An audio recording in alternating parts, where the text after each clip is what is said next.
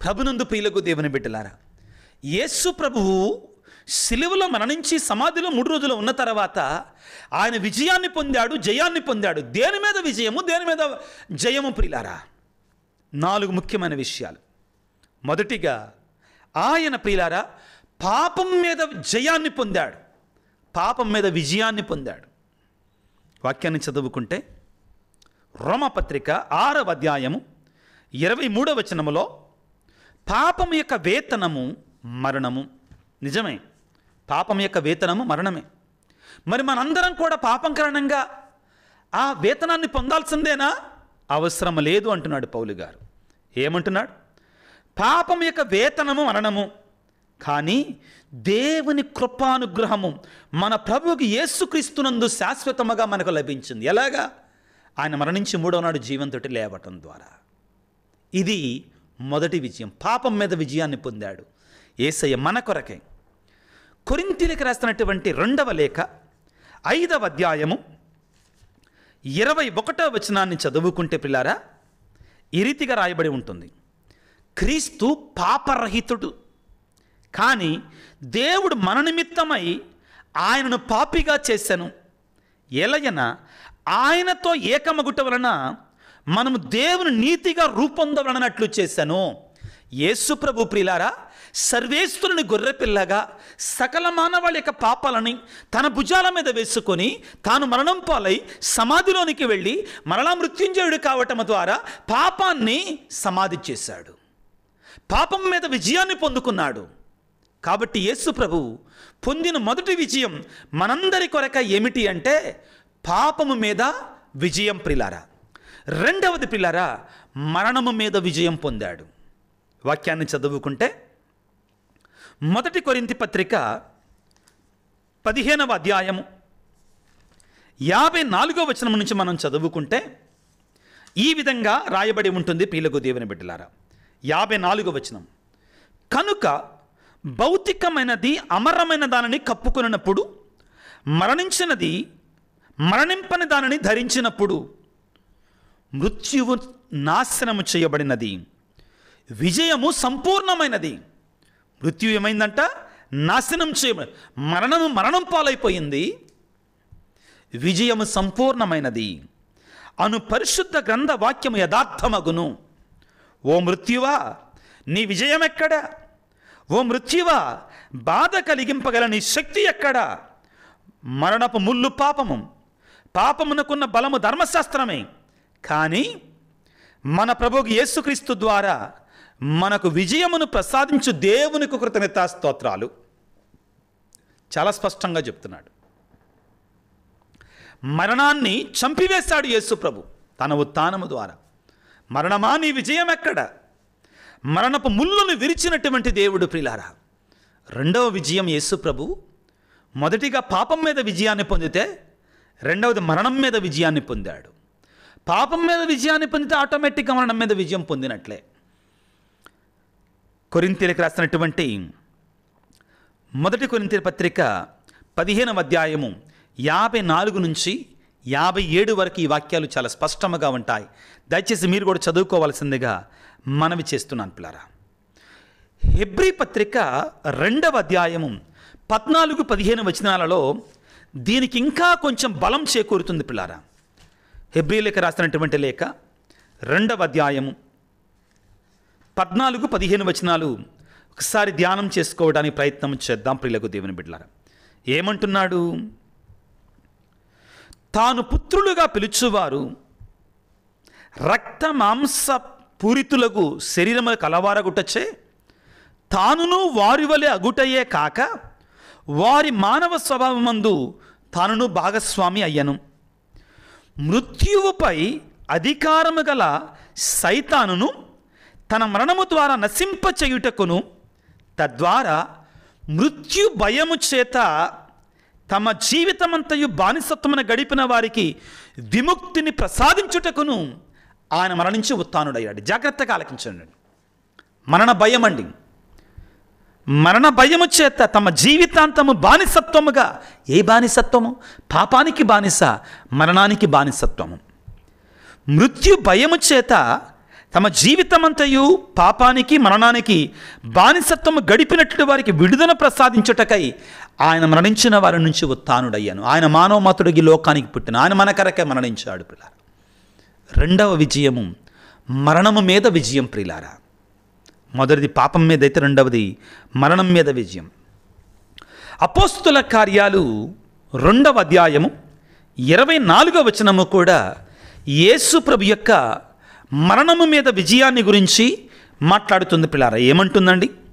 అపోస్తుల కార్యాలు 2వ అధ్యాయము 24వ వచనము ఈ విధంగా సెలవిస్తుంది పిల్లారా. మరణము ఆయనను బంధించి ఉంచుట అసాధ్యము కనుక దేవుడు మరణవేదనను తొలగించి ఆయనను మృతులలో నుండి పైకి లేపెను.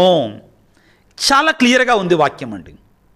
మరణము ఆయనని బంధించి ఉంచుట అసాధ్యము కనుక మరణ వేదనను తొలగించి ఆయన మృతులలో నుండి లేపబడెను. రెండవ విజయం దేని మీదండి?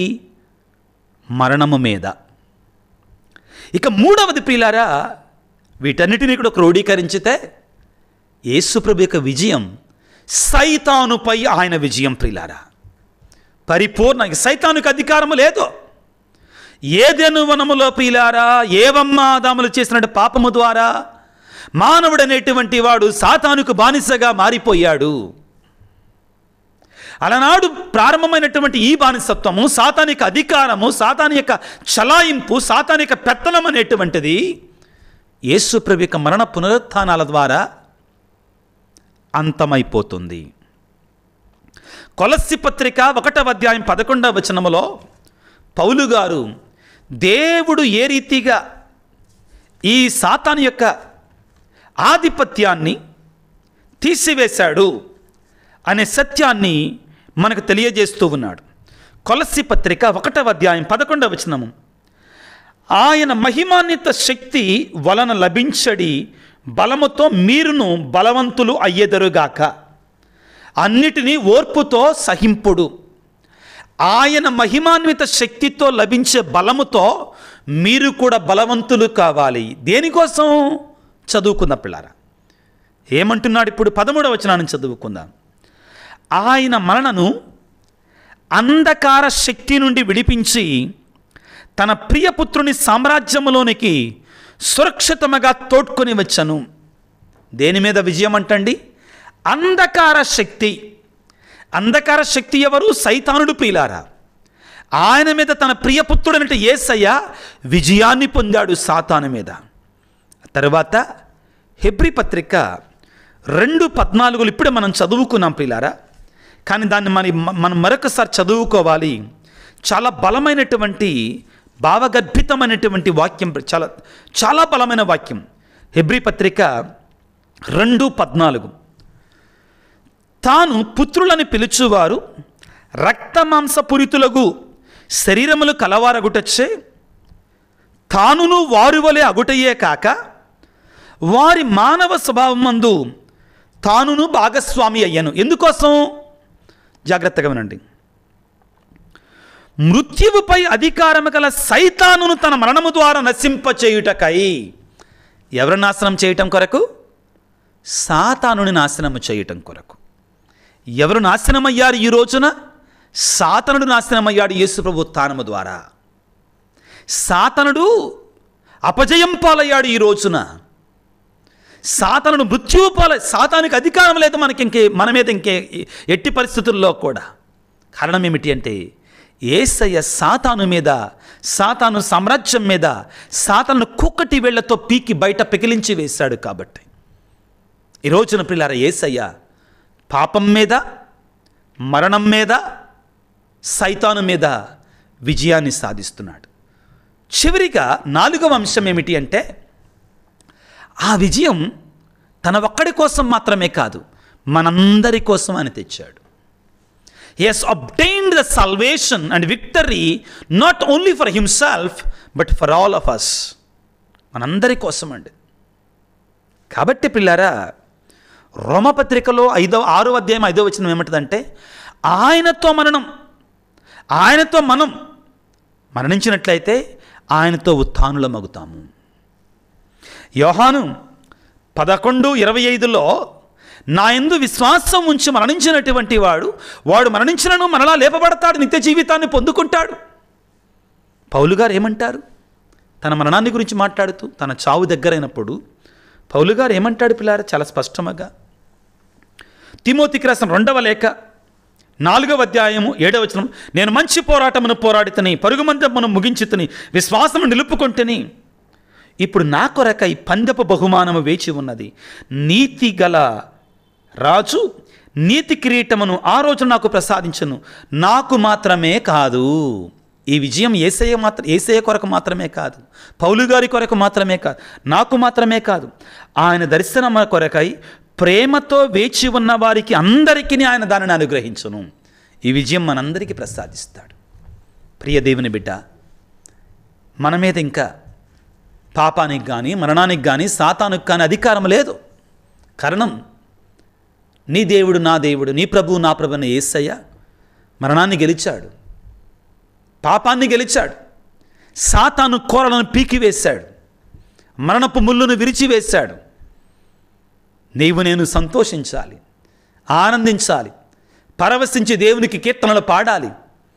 ఆ యేసయ్య ఉత్థానుడవుతున్నట్టు మరణాన్ని గెలుస్తున్నటువంటి, సమాధి నుండి బయటికి వస్తున్నటువంటి వెలుగుపుత్రుడు, దగదగ మెరుస్తున్నటువంటి ఆ జీవితేస్తునికి ప్రియులారా కీర్తనలతో, హల్లెలూయా గీతాలతో ఆయనకి స్తోత్ర గీతాలు పాడాలి. ఒకనాడు నీవు నేను కూడా దర్శన గ్రంథం 7వ అధ్యాయంలో పలికినట్లుగా ప్రియులారా, ఆయన రక్తముతో కడగబడి తెల్లని వస్త్రాలుగా పొందుకొని ఆయన నామాన్ని ఆయన సింహాసనము చుట్టూ చేరి స్తుతి మహిమ ఘనత ప్రాము ఎల్లవెల్ల సదాకాలము ఆ సజీవుడైన గొర్రెపిల్లకి, దేవుని గొర్రెపిల్లకి చెల్లునుగాక అని ఆ మోక్ష భాగ్యములో ఆ దేవునికి స్తోత్రాలు చెల్లించేటువంటి వారముగా మనం ఉండాలి. ప్రభువుని వేడుకుందాం. యేసయ్యా, ఈరోజు మేము సంతోషించదగిన రోజు, నీకు స్తోత్రాలు స్తోత్ర గీతాలు పాడేట రోజు. మీకు వందనాలు ప్రభువా.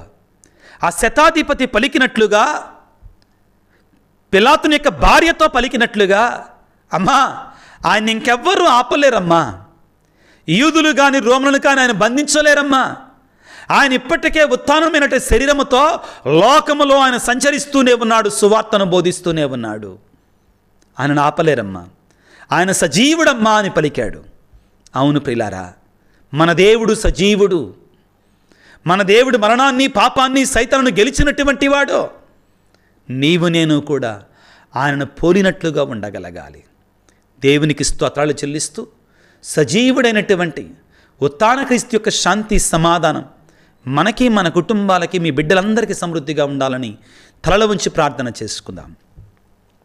సర్వశక్తిమంతుడా, సర్వోన్నతుడా, ప్రేమమయుడా, నీకు స్తోత్రాలు.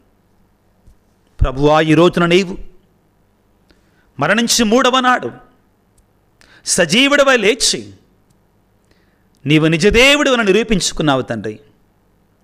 సాతానిక రాజ్యాన్ని కూల్చివేసావు తండ్రి.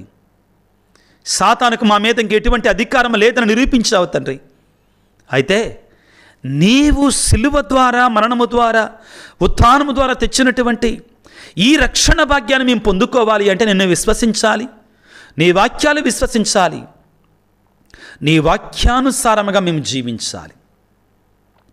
అటువంటి కృపా ధన్యత శక్తిని మాకు దయచేయి తండ్రి.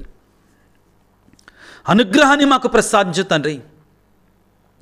ప్రత్యేకమైన రీతిలో ప్రభుగా ఈనాడు ఎంతో ఆశతో ఈ వాక్య పరిచర్యలో పాల్గొంటున్న బిడ్డలందరినీ దీవించండి, ఆశీర్వదించు.